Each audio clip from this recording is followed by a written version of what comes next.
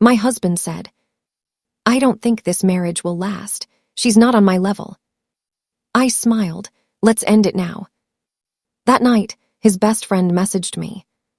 "You won't believe what he did. My name is Claire Lawson, and I'm 35 years old.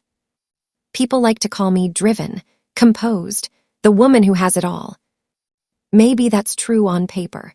I built a marketing firm from nothing, just a laptop, a tiny rented office, and a stubborn belief that I could make something out of myself. 10 years later, I had clients with names that once felt untouchable. A company that thrived because I refused to quit.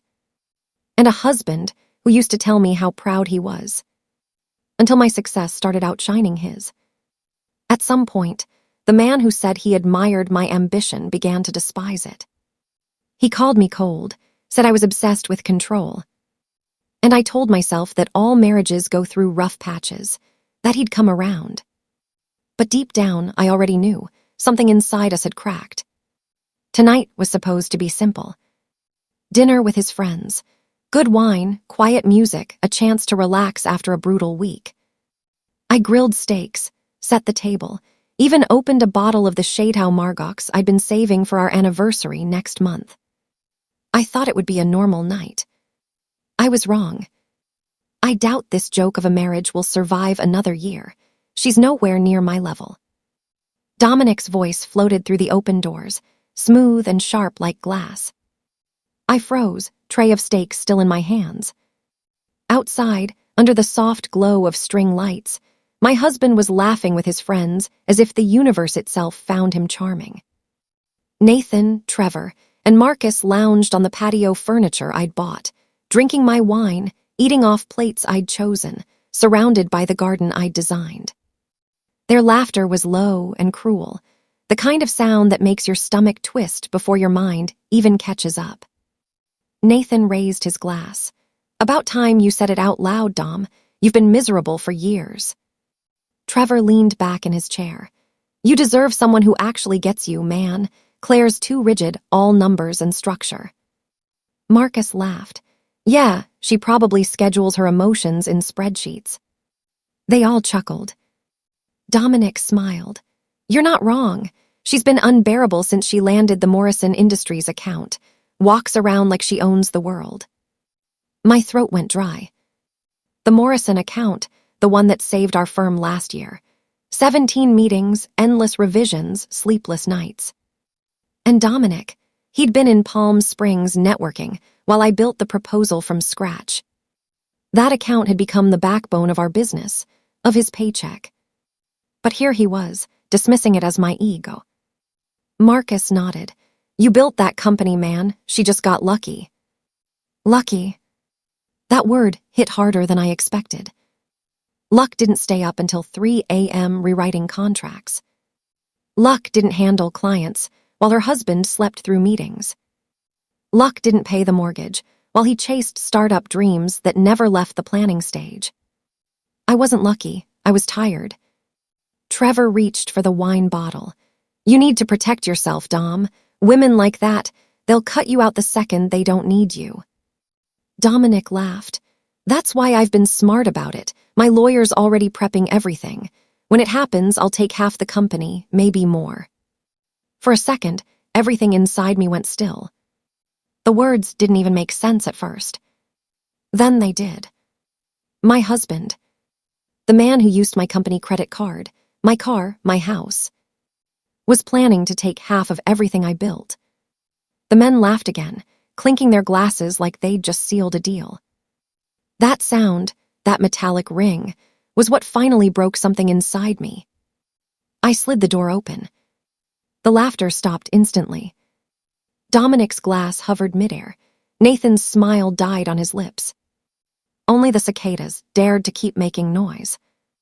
I stepped out, slow and calm. My hands weren't shaking. My voice didn't crack. I just looked at him and said, "Why wait a year, Dominic? Let's end it tonight." Silence. The kind that feels heavy, like the world itself is holding its breath. Trevor shifted uncomfortably. Marcus looked away. Nathan swallowed hard. Dominic stared at me like I'd just appeared out of thin air. I set the tray down on the table beside his glass. You don't have to pretend anymore. I wouldn't want to make you suffer through another year married to someone beneath you. Then I turned and walked inside. Upstairs, the house was quiet. I could still hear their murmurs faintly below, muffled and anxious. In the bedroom, I opened the closet and pulled out my suitcase, the one I'd bought after closing our first $1 million deal. I started packing. Not in anger, not in chaos. Just certainty. Each folded shirt, each pair of heels, every piece of my life I was reclaiming.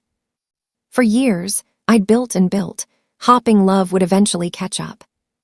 But tonight made one thing clear: love had already left. The bedroom door creaked. His voice was softer now, uncertain. "Claire, please, can we talk?" I didn't look up. There's nothing left to say. He stepped closer. "You heard part of a conversation out of context." I laughed. "You mean the part where you called me beneath you, or the part where you told your lawyer you'd take half my company?" He froze. "How do you?"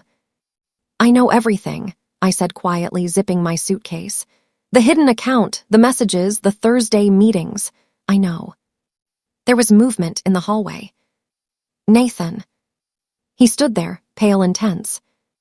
"I sent them to her," he said suddenly. "The screenshots, the audio, the chat logs." Dominic's head snapped around. "What?" Nathan swallowed. "You went too far, Dom. I couldn't keep watching you destroy her. She didn't deserve that." Trevor and Marcus appeared behind him, eyes wide, guilt written across their faces. Dominic's voice cracked. "You backstabbed me." "No," Nathan said quietly. "You backstabbed her." I looked at them all, the men who laughed at my expense, and for the first time in a long time, I felt nothing. No anger, no heartbreak, just clarity. "Get out," I said. Dominic blinked. "What?" "You and your little entourage. Get out of my house." He stared at me, disbelief flooding his face. "This is our house." "It was," I cut in, "but not anymore." He tried to speak again, but I was already walking downstairs. I grabbed my phone from the counter, opened the app, and tapped the pre-scheduled email draft waiting in my outbox. Transfer of ownership, Lawson Creative. I'd written it 2 weeks ago, just in case. Maybe part of me always knew tonight would come. The email sent. My lawyer would file it first thing in the morning.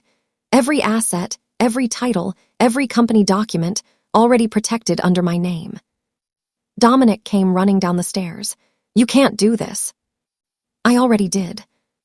He reached for the door, but the locks had changed. I replaced them yesterday. Something about my gut told me to.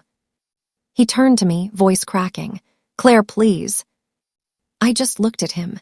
"You were right about one thing, Dominic. We're not on the same level." Then I opened the door and nodded toward the driveway. "Leave." When the last car disappeared down the street, the silence that followed was different. Peaceful. I walked back to the patio, the wine glasses still half full, the steaks untouched. The night air was cool against my skin. For years, I'd thought strength meant staying. But sometimes, the real power is in leaving and knowing you'll never look back. I picked up my glass, took a slow sip, and smiled to myself. Tomorrow, Morrison Industries would sign the biggest deal of my career. Tomorrow, I'd start over, without the man who tried to take credit for my light. And for the first time in a long, long while, I finally felt free.